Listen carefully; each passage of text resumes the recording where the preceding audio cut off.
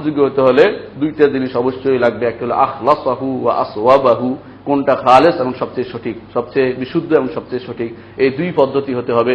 লিয়াবলুয়াকুম আইয়ুকুম আহসানু আমালা, কোরআনে কারিমে যেখানে ইহসানের কথা আসছে সেখানে অর্থ হচ্ছে ইখলাস এবং আল্লাহ সবচেয়ে খালেস হতে হবে এবং সবচেয়ে সঠিক পদ্ধতিতে সে ইবাদতটা গ্রহণযোগ্য বলতে হবে। কোরআনে কারিমে আল্লাহ তাআলা বলেছেন ওয়ামান আহসানু দীনাম মিম্মান আসলামা ওয়াজহাহু লিল্লাহি মুহসিনান ওয়াত্তাবা মিল্লাতা ইব্রাহিমা হানিফা ওয়াত্তাখাযা ইব্রাহিমা খলিলা। উঠছে ওই ব্যক্তির চেয়ে দিন কার উত্তম হতে পারে যেই ব্যক্তি আল্লাহর জন্য সবকিছু যে আল্লাহ ইহসানের সাথে আদায় করেছে সবকিছু। ইহসান কি? আখলাসাহু ওয়া আসওয়াবাহু, সে একই কথা, খালেস হতে হবে আল্লাহর জন্য, আর দ্বিতীয় হচ্ছে রাসূলুল্লাহ সাল্লাল্লাহু আলাইহি ওয়াসাল্লাম পদস্থ হতে হবে। তাহলে ইখলাসের সাথে আপনার আমল যদি না হয়, প্রথম শর্ততেই আপনি চলে গেলেন। দুনিয়াতে প্রত্যেকটি কাজে আপনার ইখলাসের সাথে করেন।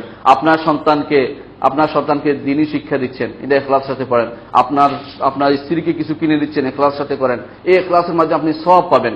রাসূলুল্লাহ সাল্লাল্লাহু আলাইহি ওয়াসাল্লাম বলেছেন যে কেউ যদি স্ত্রীর মুখে একটি লোকমা তুলে দেয় তাতেও তার সওয়াব আছে। শর্ত হচ্ছে ইখলাসের সাথে হতে হবে যে আমি আল্লাহর সন্তুষ্টির জন্য তা করছি, দুনিয়ার কোনো উদ্দেশ্যের জন্য না, মানুষকে দেখানোর জন্য না, সেলফি তোলার জন্য না।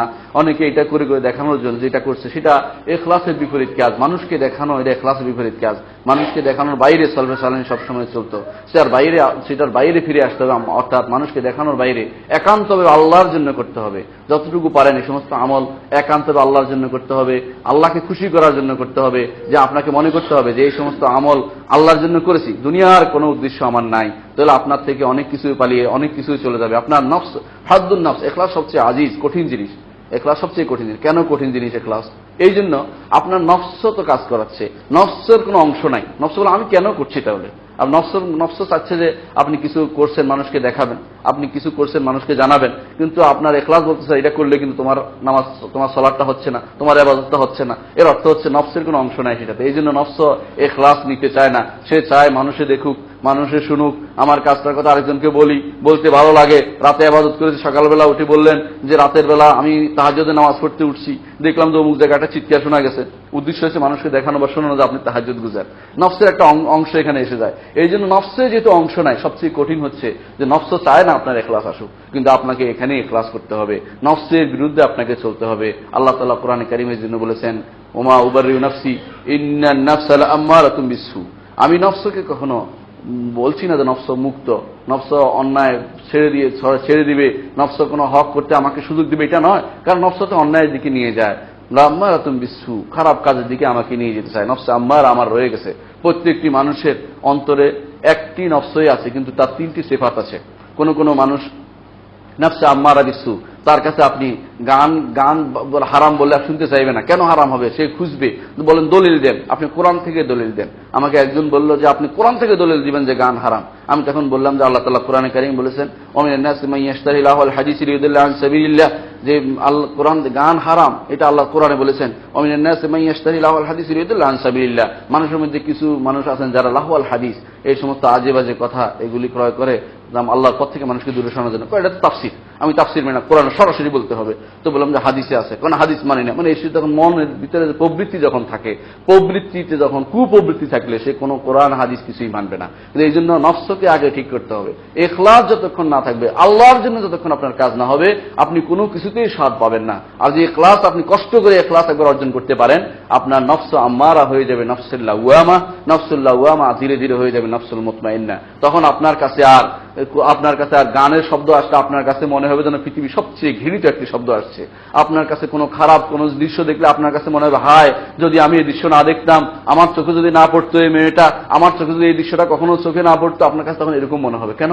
আপনার নফস তখন উত্তরণ করেছে, নফসে আম্মারা থেকে নফসুল লাওয়ামায় গেছে, নফসুল লাওয়ামা থেকে নফসুল মুতমাইন্না চলে গেছে। আর নফসুল মুতমাইন্না না হওয়া পর্যন্ত কোনো মানুষই জান্নাতে প্রবেশ করতে পারবে না। কোরআনে কারীমের জন্য বলেছেন ইল্লা মান আতাল্লাহ বিকলবিন সালিম, আল্লাহর কাছে যদি কলবে সালিম নিয়ে আসে তখনই আল্লাহ তাআলা তাকে জান্নাতে দিবেন। আর আল্লাহ তাআলা কোরআনে কারীমে নফসুল মুতমাইন্না হলে কি হবে? ইয়া আইয়াতুহান নফসুল মুতমাইন্না উরজিই ইলা রাব্বিকি রাদিয়াতাম মারদিয়া ফাদখুলি ফি ইবাদি ওয়াদখুলি জান্নাতি। হে নফসুল মুতমাইন্না, তুমি তোমার রবের কাছে নিশ্চিন্ত চিত্তে ফিরে যাও। বাহ, কোনো চিন্তা নেই, নিঃশঙ্কাহীন ভাবে ফিরে যাও নফসের আল্লাহর কাছে। ফাদখুলি ফি ইবাদি, আমার বান্দাদের মধ্যে প্রবেশ করো। বান্দা কারা? এরা হচ্ছে যারা এর আগেই ইখলাসের সাথে তারা হয়েছেন। তারা কারা? নবিয়্যিন, সিদ্দিকিন, শুহাদা, সালেহিন। এরা হচ্ছে মুখলিস বান্দা। এই মুখলিস বান্দাদের মধ্যে উলাইকা হুম মুখলাসুন, তারাই আল্লাহর জন্য খালিস করে সবকিছু। এই বান্দাদের কাছে আপনি ফিরে যাবেন, এই বান্দাদের কাছে জান্নাতে ফিরে যাবেন। কখন? যখন আপনার অন্তর হবে, আপনার নফস হবে নফস মুতমাইন্না, আপনার কলব হবে কলবে সালিম, তখন আপনি তাদের সাথে ফিরে যেতে পারবেন। সুতরাং প্রত্যেকটি মানুষের ইখলাসের চর্চা করা উচিত, ইখলাসের চেষ্টা করা উচিত। আমি প্রত্যেকটা কাজে ইখলাস করব। কোন ইমাম বলছেন এটা যে ওয়াইন্নাহু লা ইয়াতাকাল্লাবু আলাইয়া, নফস শুধু উল্টে দেয়। আমি যতই চেষ্টা করি ইখলাসে করতে, নফস উল্টে দেয় যে অমুকে দেখছে, অমুকের কথা শুনছে, অমুকে তোমাকে ইবাদত করতে দেখছে, বা অমুক উদ্দেশ্য আছে, নফস শুধু উল্টাতে থাকে আর আমি শুধু চেষ্টা করতে থাকি। এই যে যুদ্ধ, এটাই হচ্ছে বড় জিহাদ, এটাই বড় জিহাদ। নফসের বিরুদ্ধে জিহাদটা খুব জরুরি। নফসের শাহওয়াত আছে, শুবহাত আছে, নফসের মধ্যে শাহওয়াত আছে, কিছু পেতে চায়, নফস কিছু পেতে চায়, শাহওয়াত প্রবৃত্তি তাড়না আছে, পেতে চায়, এর বিরুদ্ধে আপনার জিহাদ করতে হবে।